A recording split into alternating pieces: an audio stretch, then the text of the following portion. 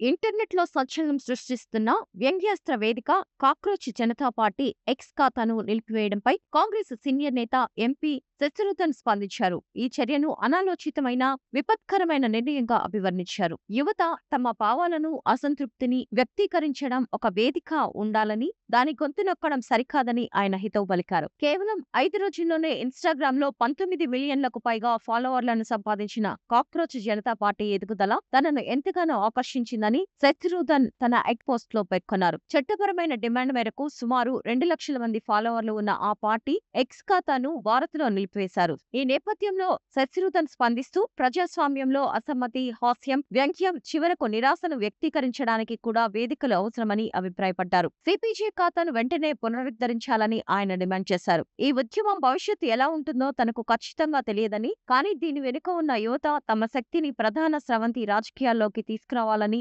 లేదా తమ ఓటు ద్వారా మార్పుకు గళం విప్పాలని ఆశిస్తున్నట్లు తెలిపారు. ఈ పరిణామం యువతలో ఉన్న అసంతృప్తికి నిదర్శనమని, ఇది ప్రతిపక్షాలకు ఒక గొప్ప అవకాశమని థరూర్ విశ్లేషించారు. ప్రతిపక్షాలు ఈ అవకాశాన్ని అందిపుచ్చుకొని యువతను తమ వైపు తిప్పుకునేందుకు కృషి చేయాలని ఆయన సూచించారు. అసలు ఏంటి కాక్రోచ్ జనతా పార్టీ? యువత కోసం, యువత చేత, యువతి యొక్క రాజకీయ వేదికగా ఇది తమను తాము అభివర్ణించుకుంటోంది. సోమరులు, నిరుద్యోగుల గొంతుక అని కూడా వ్యంగ్యంగా పేర్కొంటోంది. అభిజిత్ డిబ్కే దీని వ్యవస్థాపక అధ్యక్షుడిగా ఉన్నారు. పదవీ విరమణ తర్వాత ప్రధాన న్యాయమూర్తులకు రాజ్యసభ సీట్లు ఇవ్వడాన్ని నిషేధించడం, పార్లమెంటు సభ్యుల సంఖ్య పెంచకుండానే మహిళలకు 50% రిజర్వేషన్లు కల్పించడం, పార్టీ ఫిరాయించిన వారిపై 20 ఏళ్ల నిషేధం విధించడం వంటి పలు ఆసక్తికర డిమాండ్లను ఈ పార్టీ తమ మేనిఫెస్టోలో చేర్చింది.